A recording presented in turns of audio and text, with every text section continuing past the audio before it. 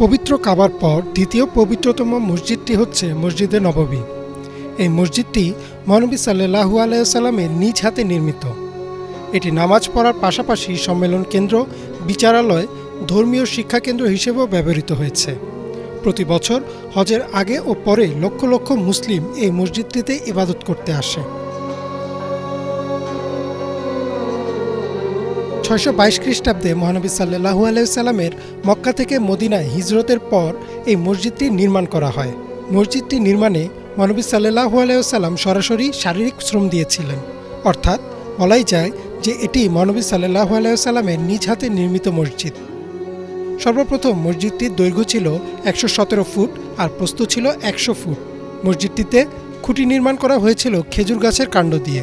ছাদ হিসেবে ব্যবহৃত হয়েছিল খেজুর গাছের পাতা আর কাদামাটি, আর মেঝেতে ছিল মরুভূমির বালি।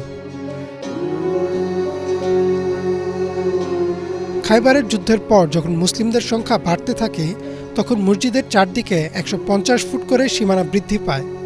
এরপর ইসলামের দ্বিতীয় খলিফা উমর রাদিয়াল্লাহু তাআলা আনহুও এক দফা মসজিদ সীমানা বৃদ্ধি করেন আর মেঝেতে পাথর বিছান।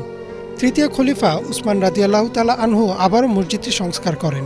তিনি খেজুর গাছের কাণ্ডের পরিবর্তে লোহা ও পাথরের খুঁটি ব্যবহার করেন এবং ছাদ নির্মাণে সেগুন কাঠের ব্যবহার করেন।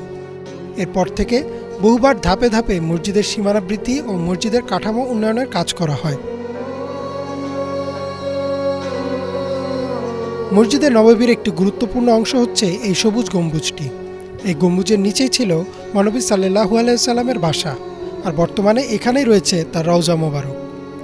মহানবী সাল্লাল্লাহু আলাইহি ওয়াসাল্লামের পাশেই তার দুই ঘনিষ্ঠ সহচর হযরত আবু বকর ও হযরত উমর রাদিয়াল্লাহু তাআলা আনহুর সমাধিও রয়েছে।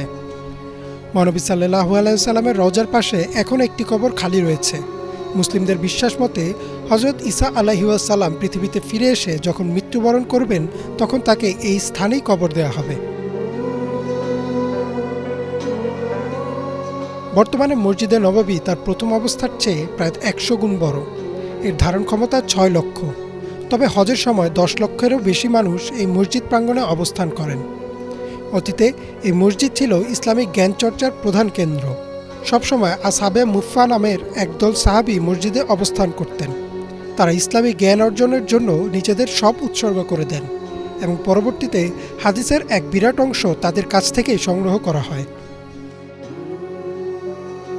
ইমরান মাহমুদ, বাংলা ভিশন।